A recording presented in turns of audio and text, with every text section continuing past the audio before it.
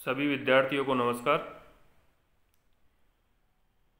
शेखावाटी विश्वविद्यालय सिक्कर द्वारा BA final year में हिंदी साहित्य में जो प्रथम प्रश्न पत्र है उसमें आधुनिक काल के कवियों को संकलित किया गया है। तो आधुनिक काल के कवियों को पढ़ने से पूर्व हमें आधुनिक काल की पूर्व पीठिका या आधुनिक काल का मतलब समझ लेना बहुत आवश्यक है। आधुनिक काल, जैसा कि हिंदी साहित्य के इतिहास में हमने आदिकाल, भक्ति काल, रीति काल और आधुनिक काल, ये कालों का विभाजन किया, तो आधुनिक काल की समय सीमा क्या है? आधुनिक काल को 1900 से वर्तमान तक जो चल रहा है कालखंड, उसको आधुनिक काल कहा गया। या 1843 ईस्वी से उत्तरार्ध का बाद का जितना भी साहित्य है वह आधुनिक काल का साहित्य कहलाता है। डॉक्टर नगेंद्र के अनुसार 1850 ईस्वी से वर्तमान तक का जितना भी साहित्य है उसे हम आधुनिक काल का साहित्य कहते हैं। अब इस आधुनिक शब्द का अर्थ क्या है? जड़ता से मुक्ति या परिवर्तन। कौन सी जड़ता से मुक्ति आधुनिक काल में हुई या कौन सा नया परिवर्तन इस कालखंड में हुआ साहित्य जगत के क्षेत्र में, वो हमें समझना है। रीतिकाल तक हम देखते हैं कि ब्रज और अवधी भाषा प्रमुख भाषा रही। आधुनिक काल में खड़ी बोली हिंदी में साहित्य रचना की गई, ये एक नया परिवर्तन था। पहले काव्य में अत्यधिक रचनाएं लिखी जा रही थी पद्य में, फिर आधुनिक काल में गद्य की शुरुआत हुई। गद्य की प्रमुख विधाएं नाटक, एकांकी, कहानी, उपन्यास, रिपोर्टाज, संस्मरण, आत्मकथा, जीवनी इत्यादि में लेखन का प्रारंभ हुआ। काव्य के क्षेत्र में कौन सा परिवर्तन हुआ? प्रथम परिवर्तन हम कह सकते हैं अलौकिक दृष्टिकोण के स्थान पर लौकिक दृष्टिकोण। अब ये साहित्य, यथार्थवादी साहित्य रचा जाने लगा। अलौकिक जगत की जितनी कल्पना में कहानियाँ थी, बुनावटें थी, उसकी जगह वर्तमान में समाज में घटित होने वाली आसपास की कहानियों ने स्थान ले लिया। और रीतिकालीन काव्य की जड़ता से मुक्ति। रीतिकालीन काव्य की जड़ता अपने आप को बड़ा कवि या आचार्य साबित करने के लिए अलंकारों का अत्यधिक प्रयोग, छंदों का प्रयोग, ब्रजभाषा का, अवधि का प्रयोग, जिसमें उसमें यथार्थ से बहुत कम लगाव रहा रीतिकाल का। काव्य का विषय अब आधुनिक काल में ईश्वर के स्थान पर मनुष्य हो गया। जो ईश्वरीय अलौकिक कहानियाँ थी उसके स्थान पर मनुष्य को प्रमुखता दी जाने लगी। और चिंतन का आधार अंधविश्वास के स्थान पर तर्क से चिंतन करना। अब साहित्य तार्किक हो गया, वैज्ञानिक हो गया। पाठक, दर्शक, श्रोता चिंतन करने लग गया, तार्किक हो गया। उसको अपने आसपास में घटित घटनाओं से मिलती जुलती घटनाओं पर विश्वास होने लगा। आधुनिकता का अर्थ क्या है? औद्योगिकरण एवं महानगरीय सभ्यता से उत्पन्न एक रसता तथा मूल्यहीनता ही आधुनिकता है। औद्योगिकरण एवं महानगरीय सभ्यता से उत्पन्न एक रसता तथा मूल्यहीनता ही आधुनिकता है। आधुनिक काल का जो समय निर्धारण है उसमें विद्वान एकमत नहीं है। 1843 ईस्वी का जो समय है या विक्रम संवत से 57 वर्ष घटाने पर वह आचार्य रामचंद्र शुक्ल ने माना कि यहाँ से आधुनिक काल शुरू होता है। एक है 1850 ईस्वी, भारतेंदु का जन्म वर्ष जो है तो गणपति चंद्र गुप्त ने इसको वहाँ से आधुनिक काल की शुरुआत मानी। 1857 ईस्वी सर्वसम्मत मत है, ये सर्वमान्य मत है। प्रथम स्वतंत्रता संग्राम का जो वर्ष है 1857, वहाँ से आधुनिक काल की शुरुआत मानी जाती है, ऐसा डॉक्टर नगेंद्र कहते हैं।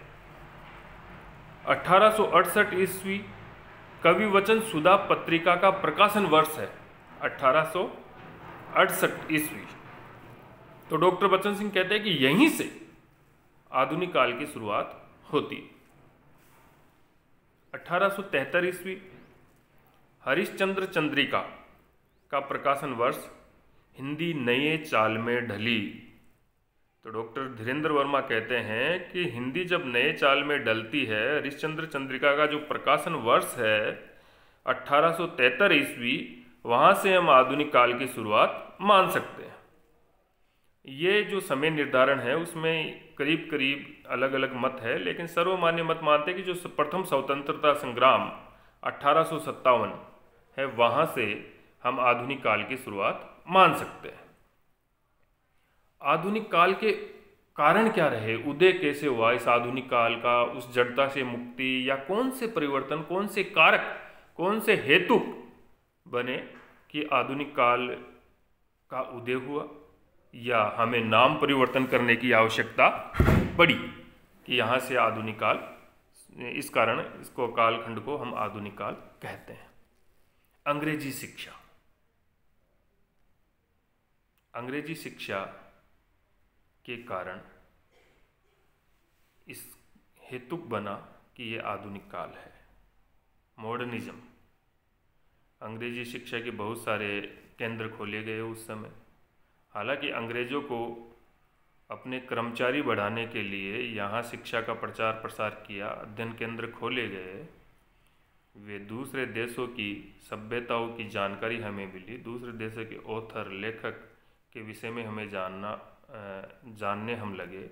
इसलिए अंग्रेजी शिक्षा का भी बहुत बड़ा कारण रहा कि आधुनिक काव्य में आधुनिक काल को उदय होने का कारण अंग्रेजी शिक्षा बनता है। छापे खाने का विकास, अखबार और छापे खाने के विकास भी एक कारण है आधुनिक काल के उदय का। प्रेस की स्वतंत्रता तीसरा कारण। चौथा, ईसाई मिशनरियों का प्रचार प्रसार होना। पांचवा, समाज सुधार आंदोलन और औद्योगिक विकास। ये आधुनिक काल के उदय के कारण माने जा सकते हैं।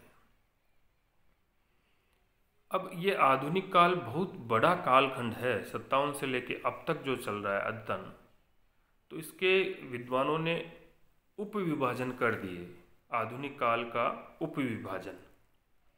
आचार्य रामचंद्र शुक्ल ने इसको प्रमुख उत्थानों में विभाजित किया। प्रथम उत्थान 1900 से 1950 विक्रम संवत, द्वितीय उत्थान 1950 से 1968 तक, और तृतीय उत्थान 1968 से वर्तमान तक।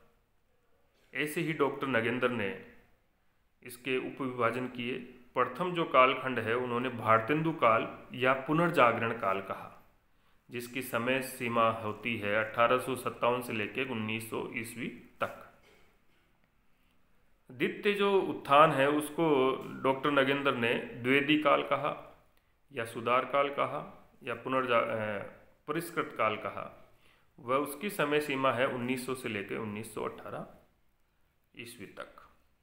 तीसरा उपविभाजन है छायावाद, 1936 से 1943 ईस्वी तक।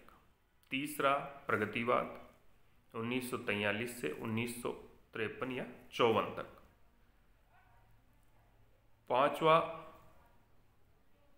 चौथा प्रगतिवाद, 1943 से 1953-54 तक। और पांचवा है प्रयोगवाद, 1943 से 1953-54 तक। फिर छठा है नई कविता, 1954 से 1960 तक। और 60 से बाद की जितनी भी काव्य रचनाएं हैं उनको साठोत्तरी कविता के नाम से जाना गया। ये डॉक्टर नगेंद्र के अनुसार उपविभाजन किया गया। इसके चलते हम अब अलग अलग जो उपविभाजन किए अध्ययन की दृष्टि से, हम उनके उपविभाजन के अनुसार आगे अध्ययन करेंगे। जैसे भारतेंदु काल या पुनर्जागरण काल में कौन कौन से कवि हुए, उनकी कौन कौन सी रचनाएं, उस काल की प्रमुख विशेषताएं क्या है, और भारतेंदु का जो कालखंड है, कौन कौन सी पत्रिकाएं उसमें नई पत्रिकाएं चालू हुई, उन पत्रिकाओं के माध्यम से क्या क्या विधाएं पत्रिकाओं में प्रकाशित होने लग गई, और उस कालखंड की प्रवृत्तियाँ और प्रमुख परिस्थितियाँ उस कालखंड की हम आगे के व्याख्यान में अपनी अगली क्लास में पढ़ेंगे। धन्यवाद। Thank you.